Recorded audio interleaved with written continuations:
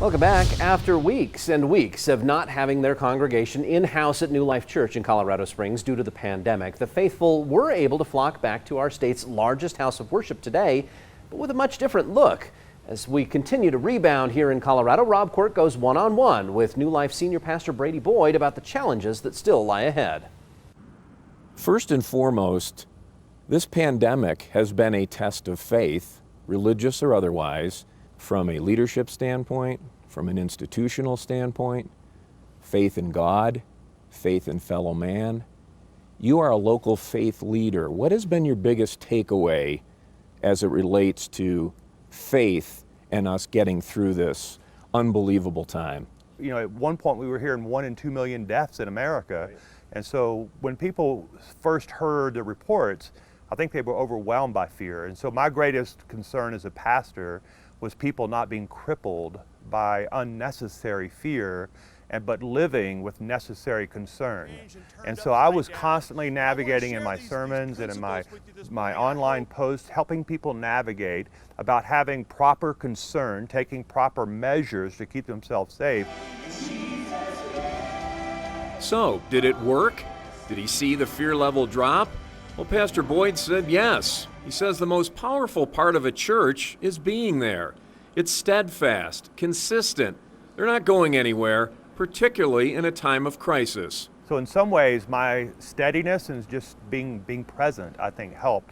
The sermons got simpler, they got shorter, and they were more encouraging than even normal. From the onset, houses of worship in Colorado have not been deemed essential to remain open, despite the importance to so many from a mental, physical, and spiritual perspective. So I asked, do you believe there's a double standard when it comes to places of worship and how this whole process has moved forward? I don't think in Colorado that we have felt any discrimination. I have not felt that. I can't speak for other pastors. So I think it was smart and wise for us to take a few weeks off, for us to try to understand the virus, how it's transmitted, and then come back together in a safe way that's going to protect our people. And he says he respects the enormous weight our elected leaders felt in making these decisions, and he says it's the right one. Pastor Boyd told me that the fabric of the church has always been in the gathering, but when parishioners gather once again inside this building for Sunday service at 9 and 11, it's going to be a stark contrast to what they're used to from just 6 months ago. On a typical Sunday, we have about 5,000 seats in this room, 5,000 people, and now we're at about 10% of that capacity here. So it's going to look different when people come back. And you are having the discussion with your congregation about mask, no mask, what's good, what's not good. So you're seeing the struggles here as we are seeing in society as a whole. Absolutely. There'll be a group of people that will not wear a mask, and they're defiant about that, and they have their own personal convictions about not wearing a mask. And then there'll be, I think the majority of people will show up with a mask on. And Boyd says, frankly, he expects others to stay home until there's a vaccine found. But that doesn't mean they can't be reached.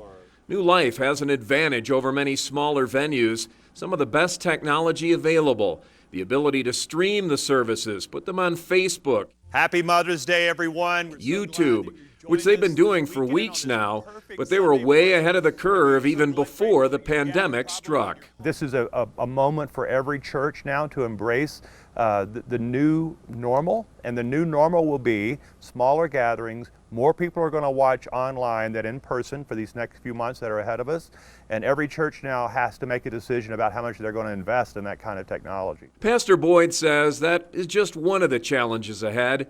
The biggest, how does the faithful reorganize community, reshape it? What will it look like?